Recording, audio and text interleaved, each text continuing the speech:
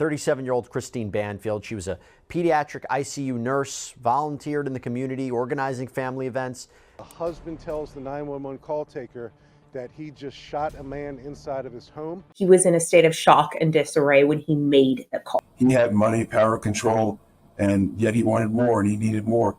But what makes somebody think, I'm going to get away with this, and it's worth the risk of being caught and being put in jail for the rest of your life? My expectation that we're eventually going to be able to hold more than just one person. Christine Ann Benson was born in September 1985 in New York.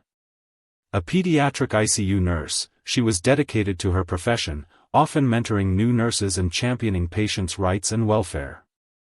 She also had an innate ability to put patients and their families at ease with her genuine warmth and compassion.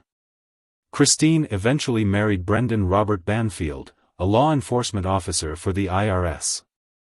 Together, the Banfields moved from Long Island, New York, to Herndon in 2019.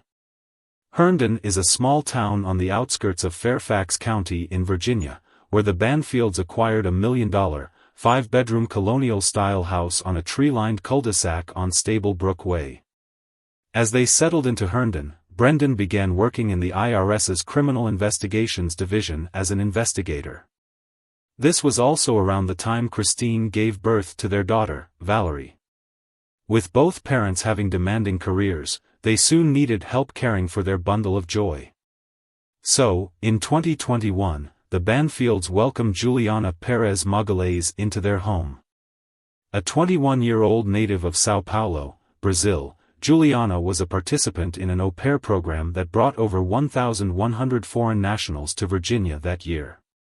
Growing up in a rural area of São Paulo, Juliana was raised by a single mother who struggled to make ends meet by cleaning other people's houses.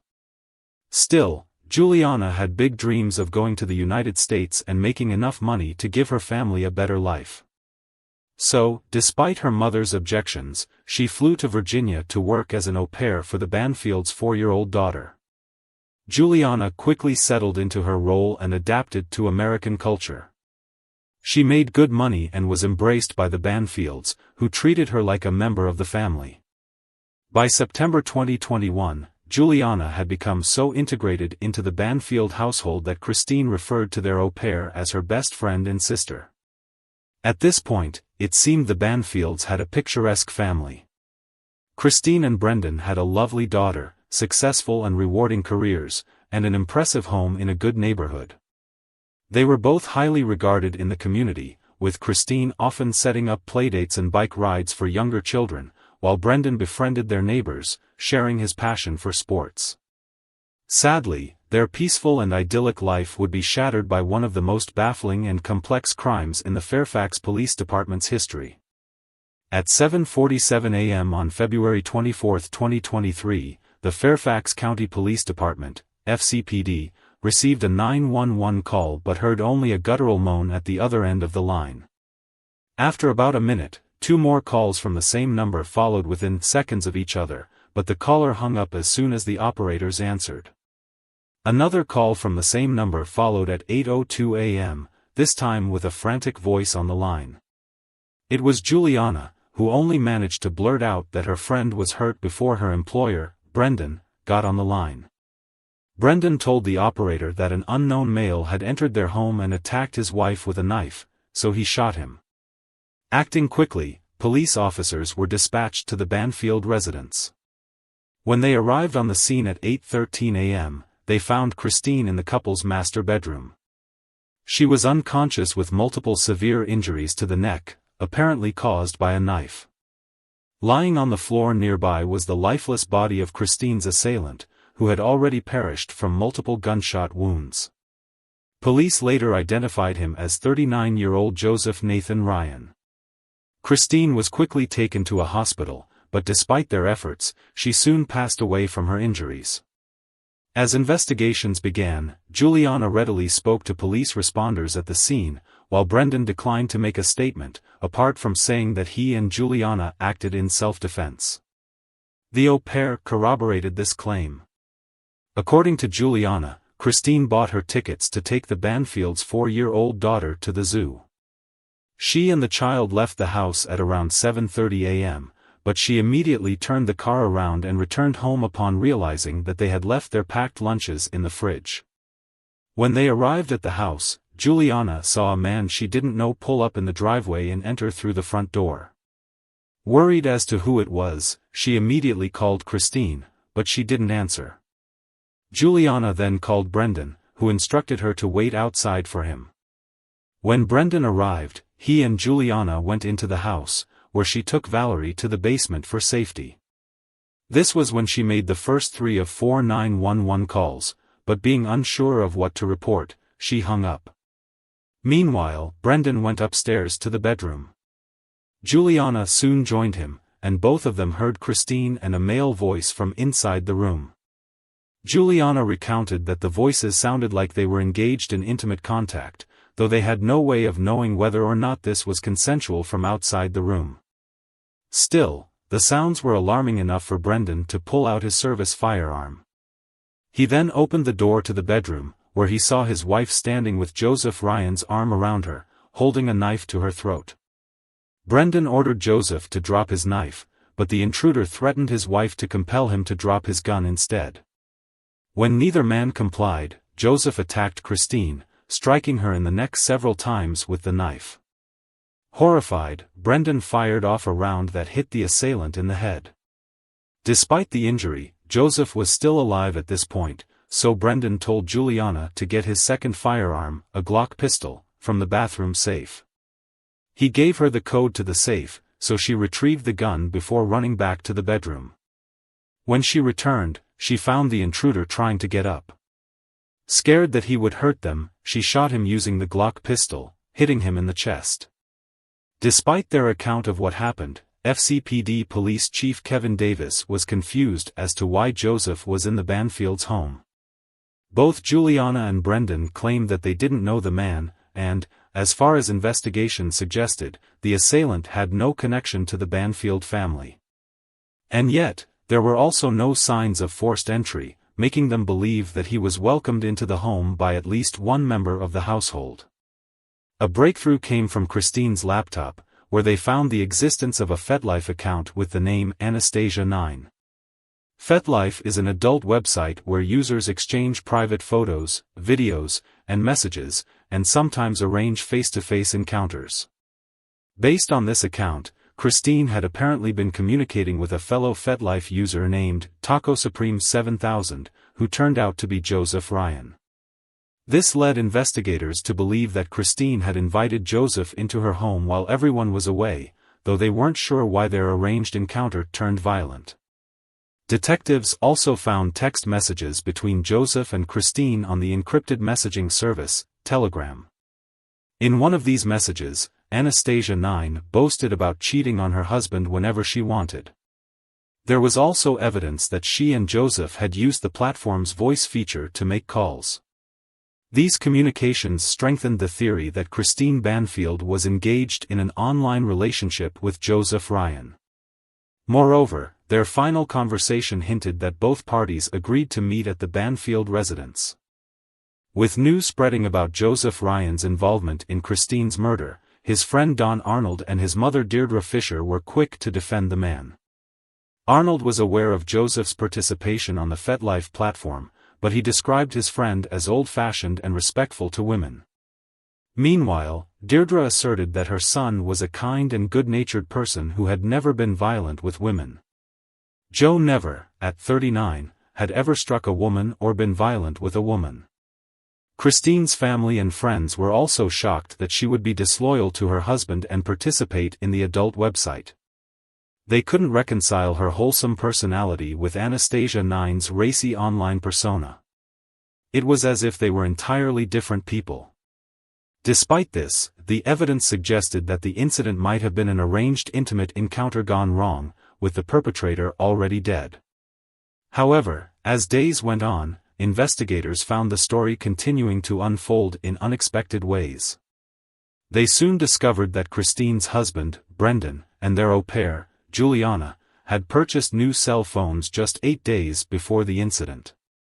Juliana also created a new iCloud account, while Brendan had deleted all previous activity associated with his account.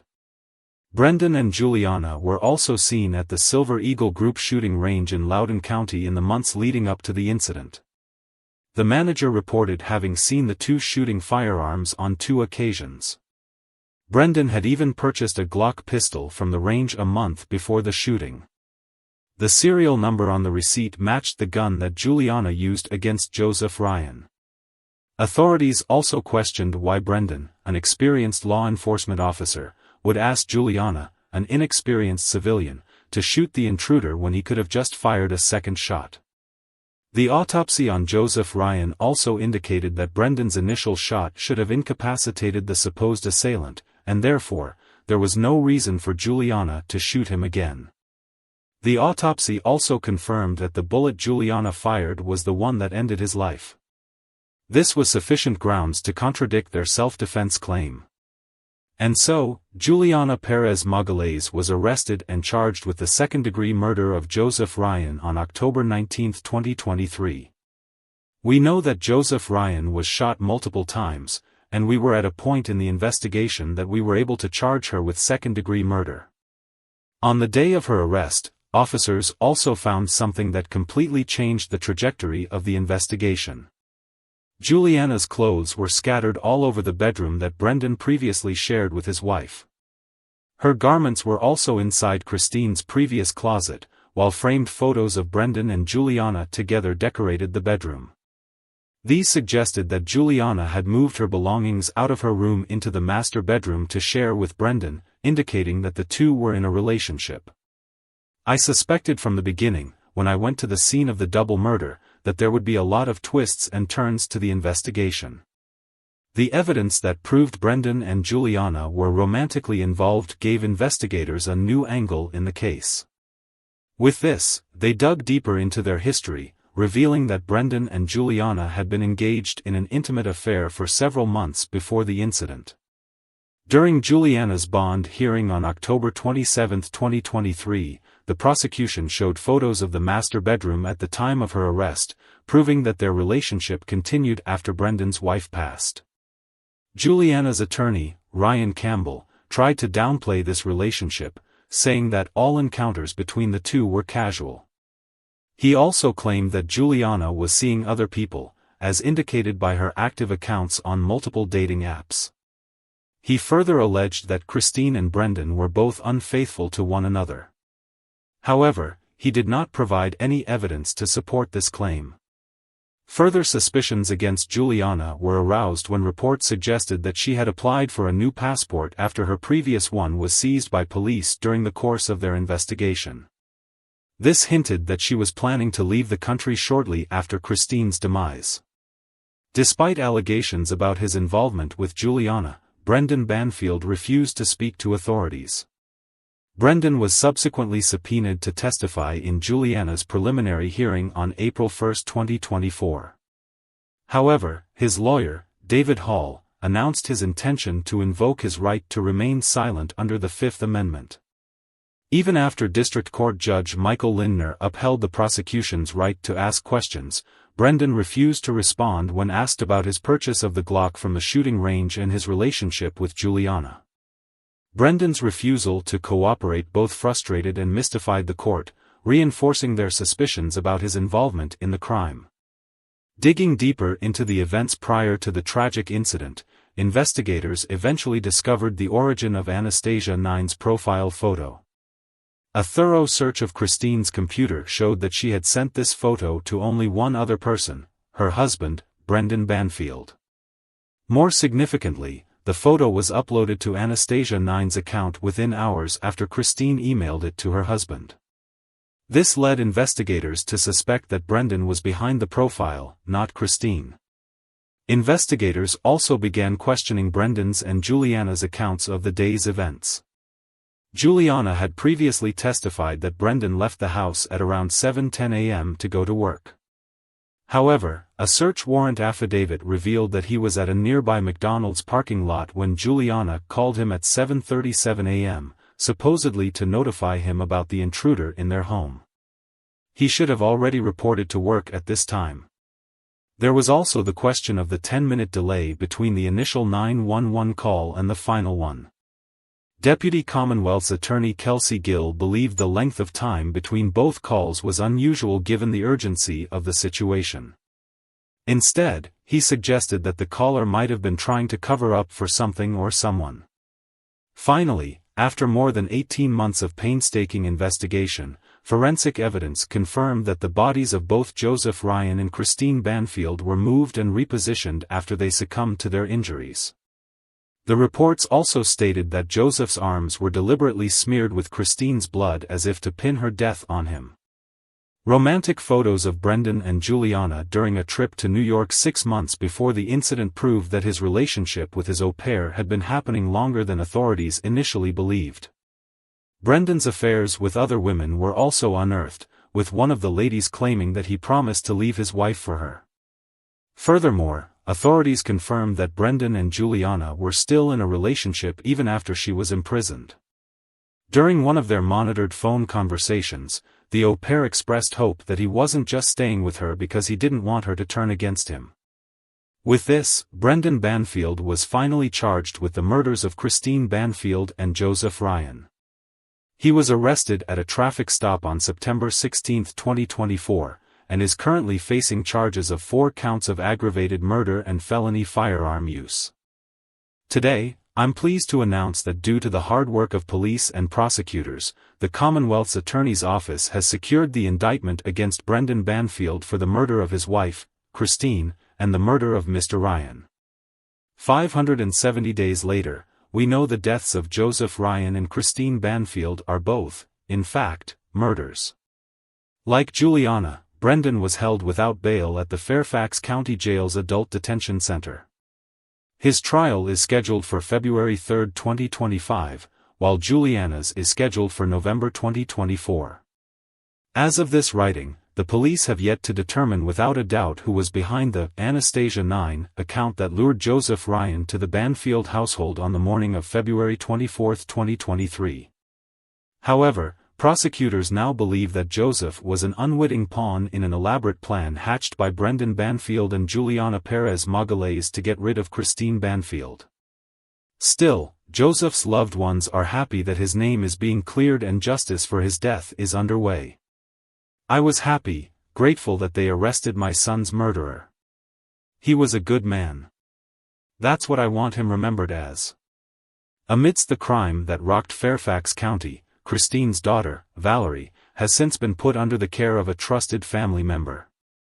The complex and vicious crime that took the lives of Christine Banfield and Joseph Ryan has shocked the community, especially as Christine was known to have been kind to her au pair, unaware that this would be reciprocated by betrayal and violence. As even more details unfold, the truth about what happened on that tragic day will inevitably surface. Only then will justice truly be obtained for Joseph Ryan, who was tricked into participating in this elaborate plan, and for Christine Banfield, whose life was brutally cut short by the unfaithfulness of 2 individuals she trusted in her home. This case has weighed heavily on the minds of the community. I hope the family, friends, and loved ones of Christine and Joseph can find some solace in the knowledge that we're pursuing justice for them.